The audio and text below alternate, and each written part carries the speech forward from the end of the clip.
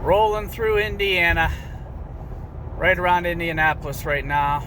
I'll be stopping for probably about a week in West Virginia, Ohio, or Pennsylvania. Be right in the area within a half hour either way of Wheeling, West Virginia, probably.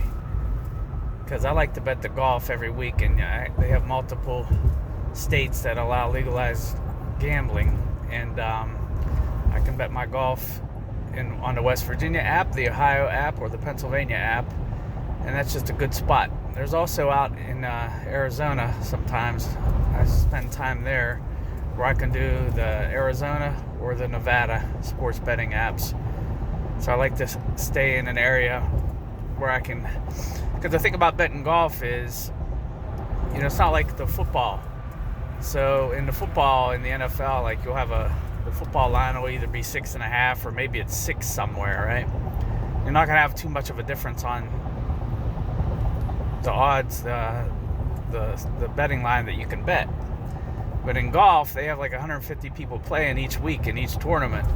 And so you might have the favorite of the tournament. He might be 12-1 at one sports book, but he might be 16-1 at another one.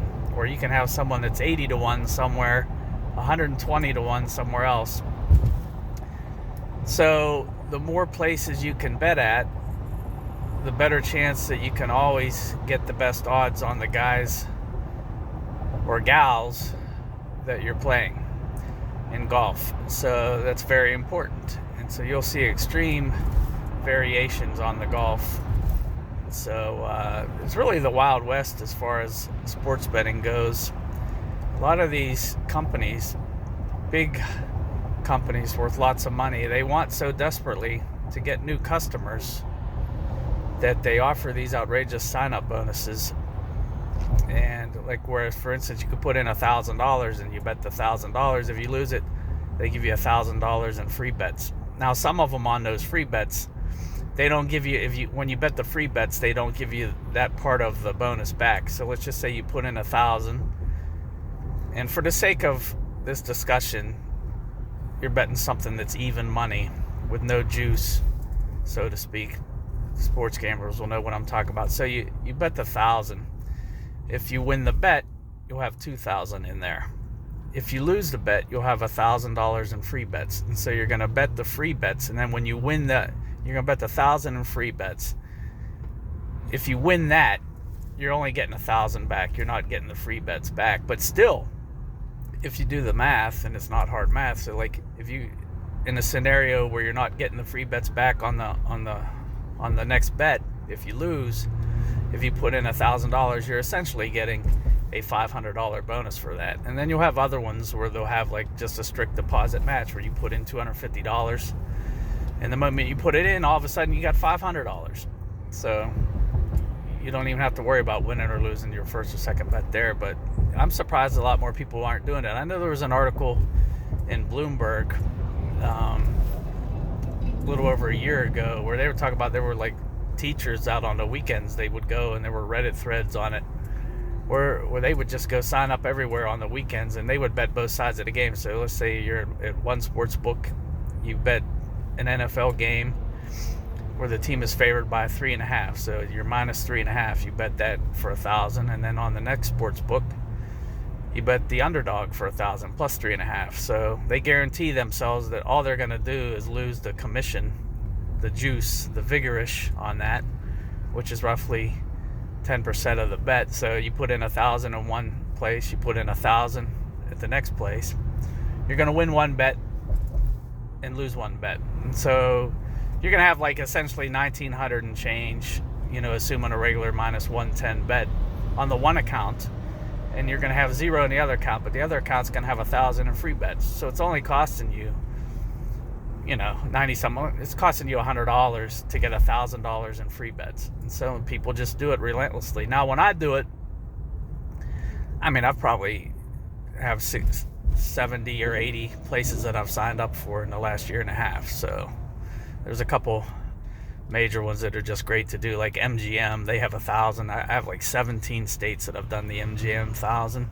Now the big ones like MGM's a big company, but the main ones like the Barstools and DraftKings and FanDuel, they only give you one bonus, and you can use that in any state, but you can't sign up in multiple states. But for some reason, like the MGMs and most of the other ones, like they have like you could sign up for a new account for MGM in all the different states that they have legalized gambling. There's like 20, low 20s.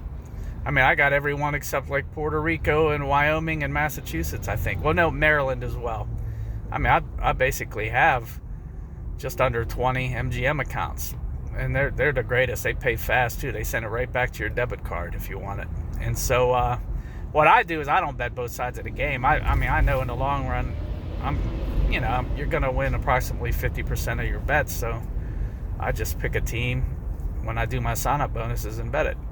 And then if I win, I win, and so I doubled my money essentially, and if I lose, I got 1,000 in free bets. And so that's how easy it is. Some people want to play it safe, or they always want to match up the other side to guarantee that they don't have any losing streaks, so they want that guaranteed win. So they'll make sure when they do one sign-up bonus, they'll bet one team there, and with the other company, the sign-up bonus, they'll bet the other team. So they're guaranteed to win one of them. But, it's really all the same in the long run. Some people just don't like the variance and the randomness where they could, you might do 5 sign-up bonuses and you could lose all 5 if you're just betting one side.